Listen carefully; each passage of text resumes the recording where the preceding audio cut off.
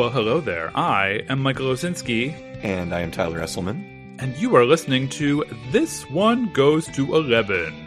It's a podcast. It's a podcast that Michael and I have. You might have listened to it before on Spotify. It's our little living room where we get to invite our friends, family, and members of our community, kick off their shoes, and bring with them one album that they believe is truly perfect. So perfect, in fact, that 10 out of 10 just isn't good enough. It wasn't for seasons 1 and 2, and it still isn't good enough. Yeah, the formula's working. We're keeping it around. I'd say so. Michael, who are we talking to today? Today we are talking to Lucy Blehar. Oh yes, Lucy Blehar. You probably know her. She's a real gem. She's a real firecracker. We have a great chat with her today to share with you. She is the pride of Pittsburgh, Pennsylvania. She's known that way in some quarters, at least. Lucy, she's a woman of many talents and skills. She's kind of like Liam Neeson. She's got a particular set of skills, and she executes them in her creative work to devastating effect. You can see her all over social media, sharing her killer comedy work there. Link will be in the bio, but it is at Lucy Bleh with 2 E's. And you can also see her new web series, Oversharing, on socials. I've seen it. It's an excellent take on dating for folks around our age, so don't miss that one. And if you're lucky enough to be in Los Angeles on the first Thursday of the month, you can catch her monthly stand-up variety show, TITTY COMMITTEE, which she co-hosts with Cecily Bro. And I guess she occasionally sleeps sometimes. I don't know when she does that. But I admire and love the hell out of this woman. She's the bomb. So if you ever get the chance to spend some time with her, do not turn that down. Indeed. It was so great to see her. And yeah, I'm always super impressed by people who go out to LA and do that thing, because I just don't have that kind of drive, I guess. She's doing that thing. She's got the drive. Always, yes. Well, then, without further ado, let's find out what Lucy has brought to the table today. Yes, let's.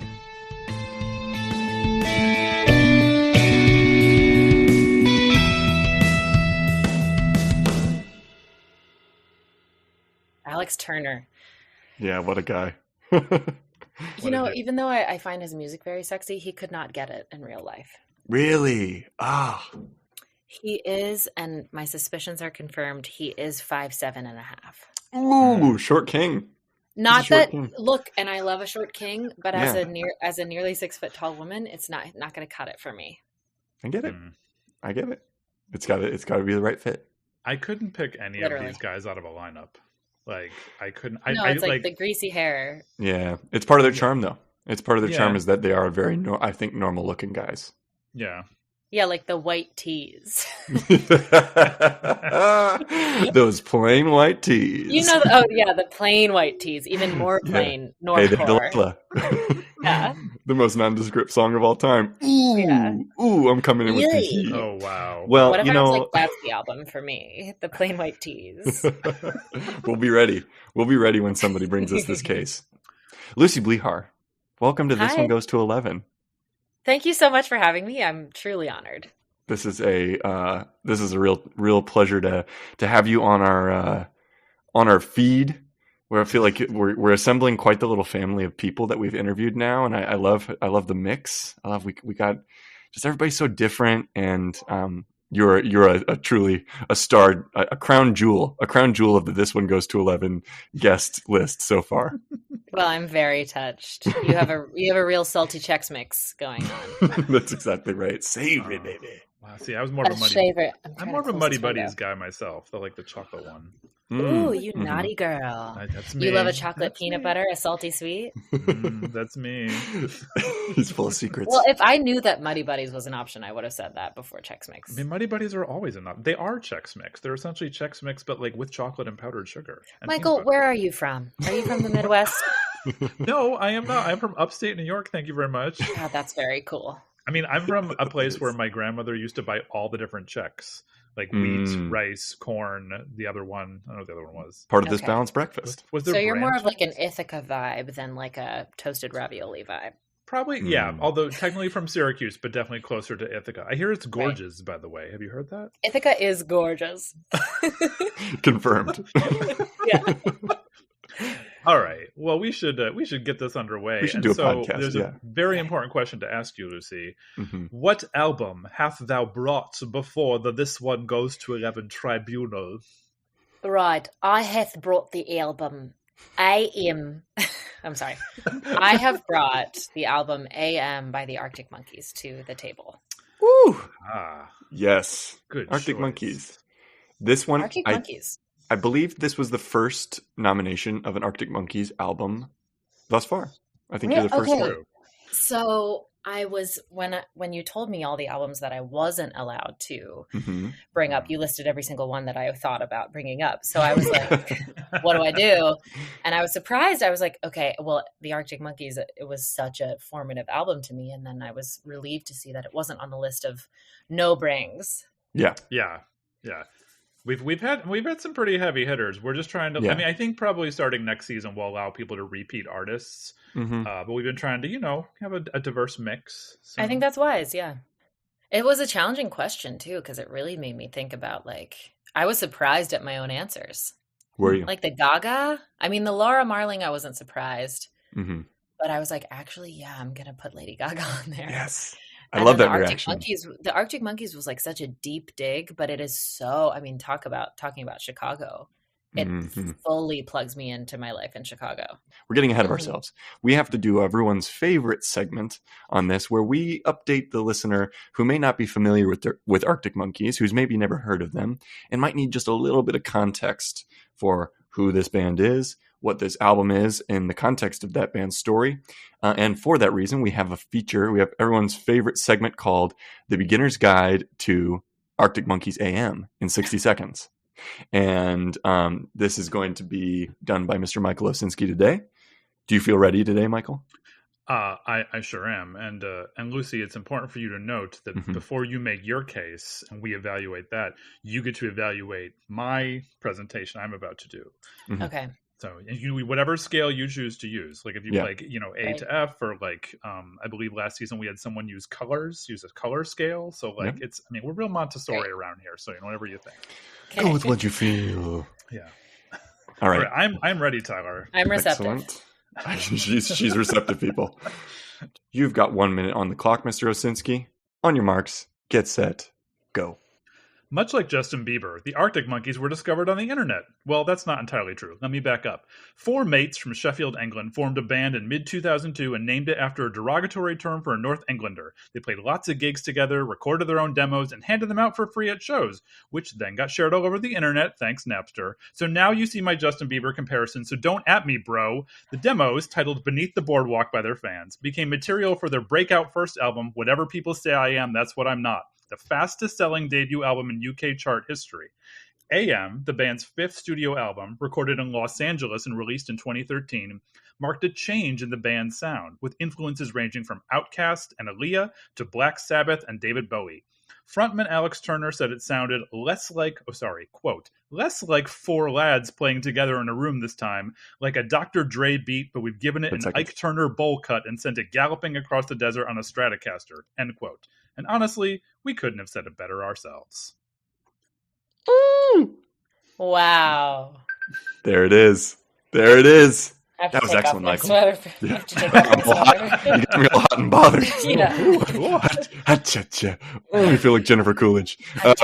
That was great, Michael. My goodness. So, Michael, Lucy, poetry. Yeah. Really, you're coming into season 3 all guns a blazing. Podcast professional. How do you think Michael did? How would you rate his performance on this recap? Well, with no credit to Michael, the quote that he used at the end of his review about galloping across the desert on a Stratocaster was the most accurate point. Again, this was not Michael's own thought. This was something that he plagiarized from an article. However, I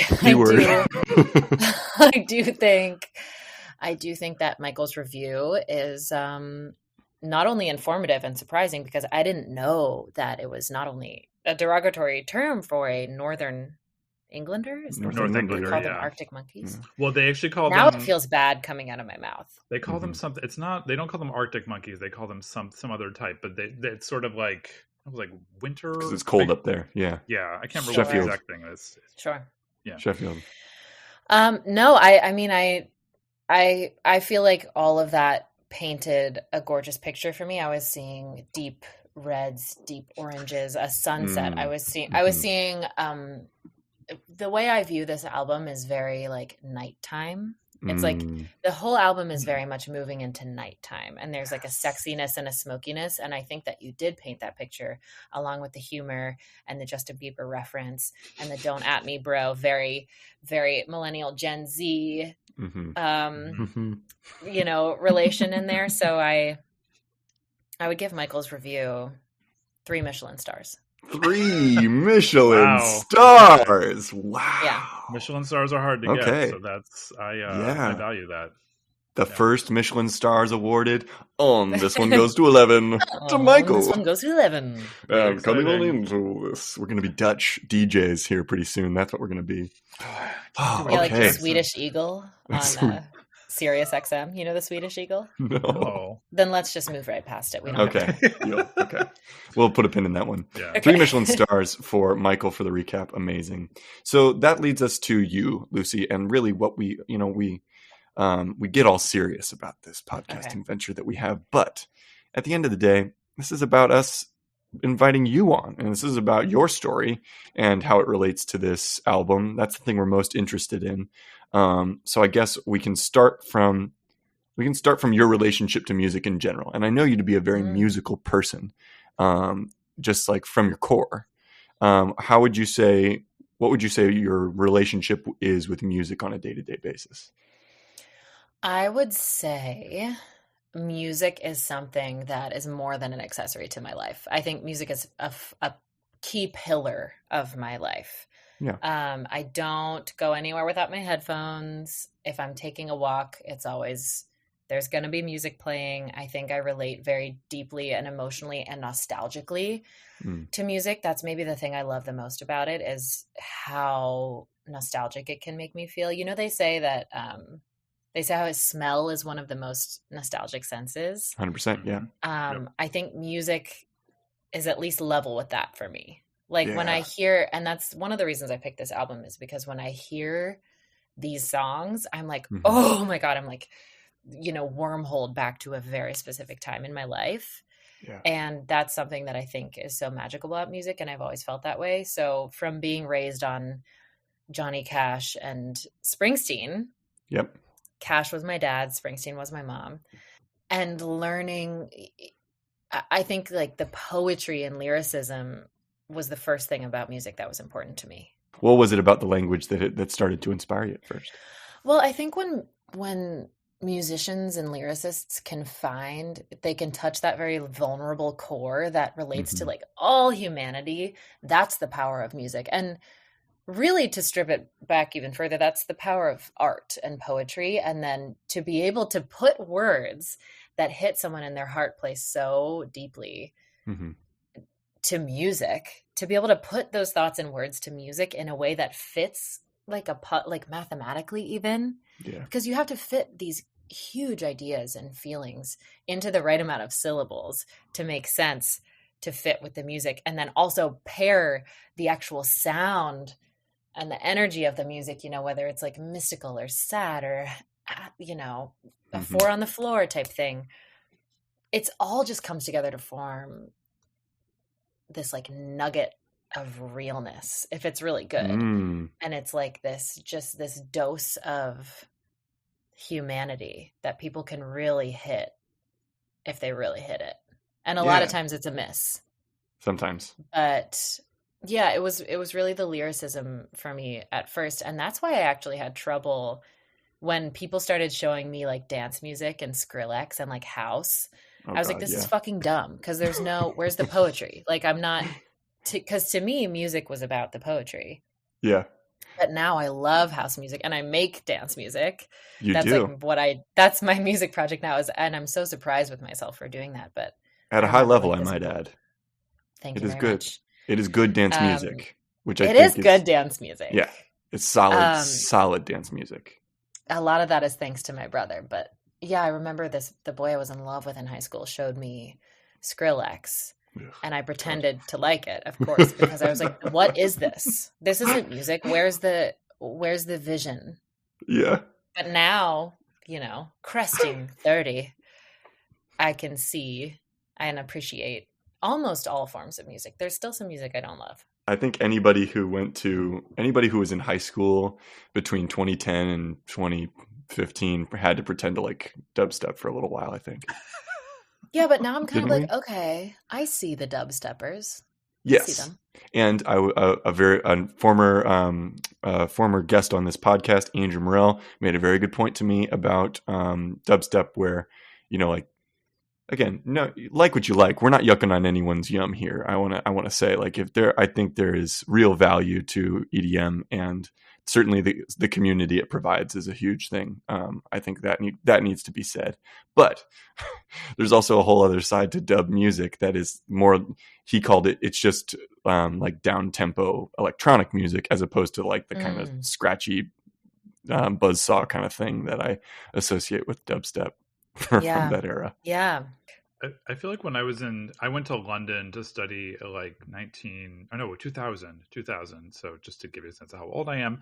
But it's like, I actually think that dubstep was bigger over there first. That doesn't surprise me. Yeah. I mean, like, I'm not going to say that like all, like, that's not always how the cultural exchange goes. It's not like it always starts in the UK first and comes over here, because there's plenty of music that starts in the UK and stays in the UK. For example, S Club 7 is a good example. I don't think they've ever really made it big in America, but I mean, I want to say like Craig David, I think, is an artist that comes to mind as someone who was like big, like a big dubstep artist, and he was making stuff in 2000.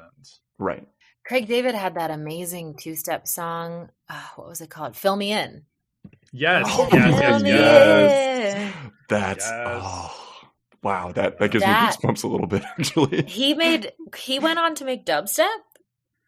I think so, yeah. I'm pretty sure. Or he might be like a progenitor of it. If I'm not. Yeah, like sort of the ancestor of the David Holmes kind of thing too. Are we lumping? We're on a tangent here, by the way, and this is I love all this.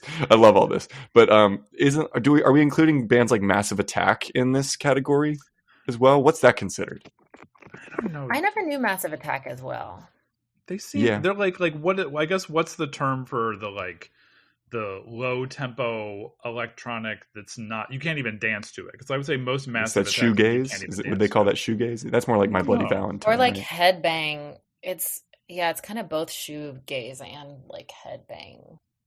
I feel like we're going to talk a little bit more about your relationship to music overall, and especially since you are a musician too, we're going to continue to talk about that throughout. So I don't mind moving on to the Arctic Monkeys, but I also want to put some points on the board for you. We're going to give you a nice 99-point package. Okay, I'm going to give you a gift. What? 99 points. And that's and included in that 99-point package is credit for fitting the music in like almost mathematically with language, and like kind of looking at people's artistry through that lens. Love that. Love the nugget of realness thing that you brought up. And also included in that 99 is credit for pretending to like Skrillex, as many of us did. You gotta pretend to like Skrillex if you're trying to get your nut. In 2010, you have to pretend to like Skrillex if you're trying to get with that guy. Agreed. Understood. So when do you remember discovering this album, and like what were the circumstances of you becoming familiar with this album? I really wish I could remember the exact year and place and what year of college I was in. It was in college because it came out in 2013. Yep. And I was in the circle with like all these moody boys who loved rock and music, and we're doing music and smoking cigs. And I was like, I'm with these boys. And I was not with them, but I wanted to be. So you were physically around them. I was around them, and they were showing me the cool music, and it must have been one of them showed me Arctic Monkeys, and I wish I could name names, but I simply can't. Fair. But I think we all know who it was. One of these boys showed me Arctic Monkeys, and I wouldn't be surprised if I listened to the whole album so that I was able to seem cool and talk to the boy about it. Yeah. But then I fell in love with it, and I was definitely in a time of yearning. 2013 would have been our junior year. Okay, very dark time in my life. I remember. Yeah, really dark. I mean, I remember calling you and being like, "Are you home?" Yeah, because we lived up the street from each other. Can I talk to you? I was like, yes, come here. God, you were just a rock for me. But that's, I mean, maybe part of the reason that I love this album and also why it feels so haunting to me is because I use music to really get me through those really dark times in my life. Living there and like going to school and having like bad relationships with everybody and like not knowing who I was and like being really unhealthy, like mentally and physically, and just listening to these musicians who I felt like, I mean, the Arctic Monkeys are pretty emo. To me, I feel like they're pretty emo, and it's very much like alcohol, it's very much an alcohol album. It's very much like a drinking late at night, yearning for someone, like 30 hooking points up for with that. your ex. You shouldn't be hooking up with your ex, but you're gonna, because otherwise you're gonna be alone in your cold apartment.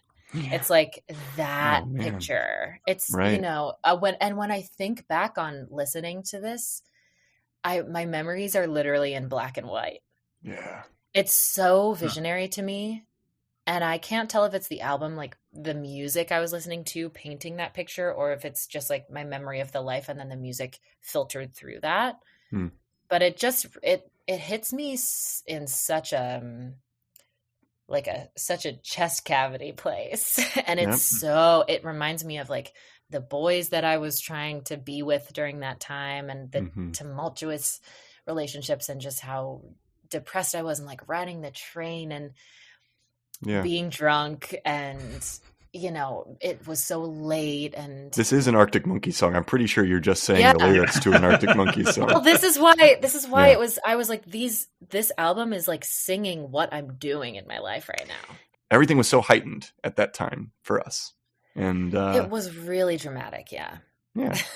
It's funny the way you describe the album, because I feel like I had a very similar, I mean, I was not listening to this album at that time, but I was telling Tyler before we started recording that I feel like there's a swagger about this album. Totally.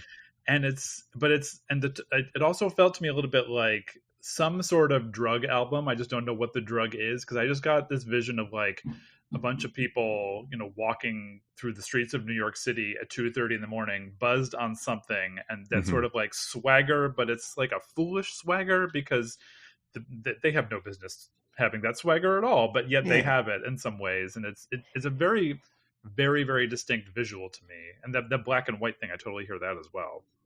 Yeah, I love what you said. It's a foolish swagger. I almost would even say it's a fool's swagger, like a fool's gold. It's like this high you try to reach. I'm going to turn my lights on, but it's like this high that you're trying to chase. And this is again what like a lot of the album is about, that they're trying to chase when it's like, it's the end of the night, babe. Like you got to go home, but you don't want to give up. And because when you get there, it's like all you have is just you in your dark apartment. So it's like, what can we do? Another line of Coke? Can we do another shot? Can we like flirt with this person we're not supposed to flirt with a little bit more, just to like hold on a little bit? Yeah. It's so, oh God, it's so good. I think calling it a drug album is a really like, I know what you mean when you say that. I know that's like it's sort of like a reductive term to use for it, but I do feel like there is this genre of album that is the kind of like intoxicant album.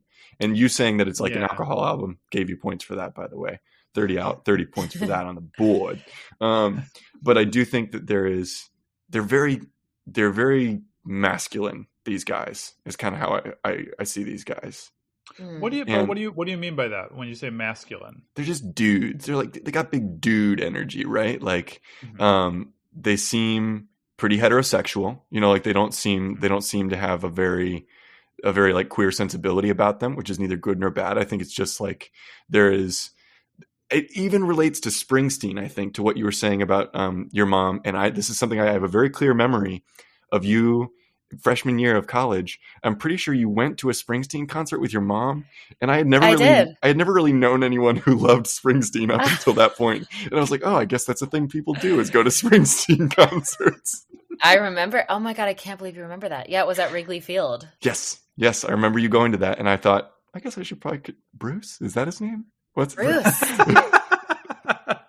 It was Bruce. I wasn't raised with him, so it's like I mean, I'm curious that you... Not curious. What am I looking for? I'm surprised that you call them masculine, because I wouldn't...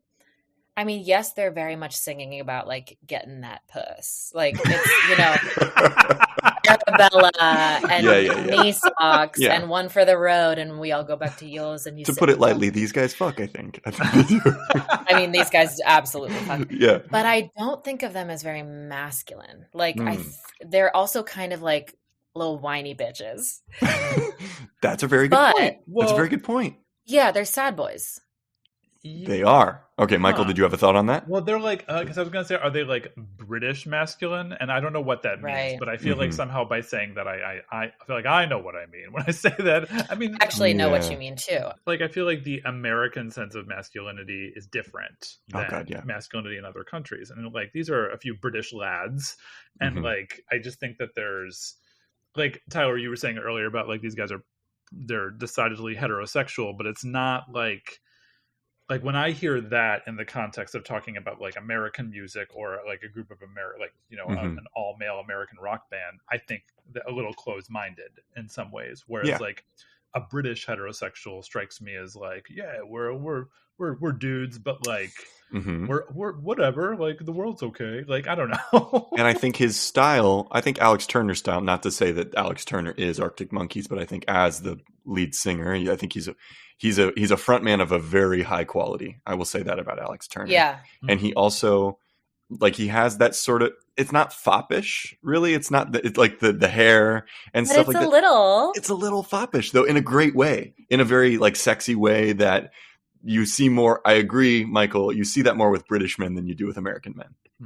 Maybe traditionally, though it's changing. I love that, like fashion wise, I'm sending you guys this picture that I was just looking at of them, because I do think if we can reference to Legally Blonde, the musical, and the song Gay or European. You're required to reference this song and the stage musical of this excellent film. Right. And I do think that for a long time, English men, and for, I don't even think it's a stereotype. I think it's based on truth. They're much more comfortable with their sexuality, or at least, can appear very queer to compared to our idea of American masculinity. 100%. All that said, while I don't think of them as super masculine, I know what you mean, and I do. I mean, it's a very much like a courting, like not even really in like doting or appreciation. It's like lustful.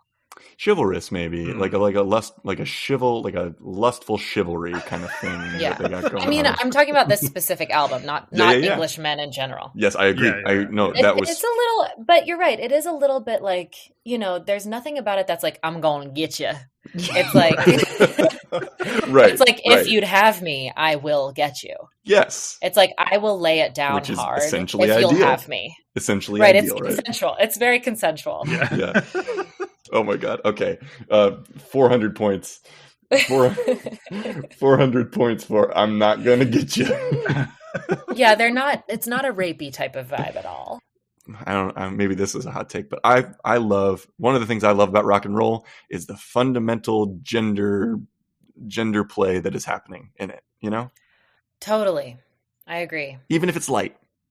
You can almost, like in almost all good rock music, you hear that kind of like the male and the female energy, like moving back and forth and swaying and like something firing out of there. And like, I just think that there's something, you see the grand tradition in Arctic Monkeys. You see it in them. Yeah, it is really, it's very feline. I think rock music, if you think about like Metallica and obviously Kiss, but these men who like are wearing they have long hair and they wear makeup, and even the emo guys with like the eyeliner, it's like it's always been there. And it's very much like it's like a purr, and I love that there's people embracing that through the medium of music all the time throughout all of history. Even the people who are like, Bowie was like, lusted after by everybody and was considered very effeminate, but also very, yeah, you can break the rules through music Mm-hmm. before your culture decides that like the rules will be broken. And now would be a good time to for you to tell us what your standout track is from the album. Yes. And why you picked it. Sure. So my standout track is Do I Wanna Know? I believe it's the first track on the album. It sure is. Yeah. And I think mainly because of the lyric, been wondering if your heart's still open, and if so, I want to know what time it shuts. God, yeah. That is Puriana. Like, yeah. that. Mm-hmm. I feel like I'll do an injustice by trying to elaborate, but like, you heard me. Mm-hmm. And that whole song is just like, and the title, Do I Want to Know If the Feeling Flows Both Ways, like Sad to See You Go. It's just such a perfect nail on the head experience, like an emotional ride of playing that will they, won't they game with, and to me, I interpret it as it's with someone that they've already been together. And now they're maybe not supposed to be anymore. Yeah. And no matter, it could have been 5 years, and there's still, when you still have that longing for somebody, and there's that gravitational pull towards them, and you see them out, and maybe you're both seeing someone new, but that it's getting late, and you've both had a couple drinks, and you're just like on the back porch talking, and you're a little too close, and you're like, oh fuck, like, oh my God. It's like that, it paints that so perfectly for me. And I'm, again, it's so Chicago to me, like the back porch of the apartment, whoever's house we're at, it's a wooden back porch. Oh, yeah. You're leaning on the railing, you're sharing barely a up to code. cigarette. Yeah. You're like, are we doing this? Are we doing this? Or am I crazy? Am I imagining that this is happening and it's not? And it's like, if you go home with them and it happens, that's bad. And if you go home alone and it doesn't happen, that's bad too. It's like that. And he's talked about it. It's an album about loneliness. I think there's a distance, like you feel that. And when you're in your late teens, early 20s, it's just about like, why do I feel so distant from sometimes it's like, why do I feel so distant from people, even though I'm so close and surrounded by people all the time? Well, we gotta. Let's play it for just them. Reading the lyrics. Let's not leave our listeners in suspense anymore. Yeah. This is "Do I Want to Know" by the Arctic Monkeys. That's the end of part 1. If you access this episode via our YouTube playlist, you're about to hear our guest's standout track. If you'd like to jump ahead to part 2, you'll find a link in the description of this episode.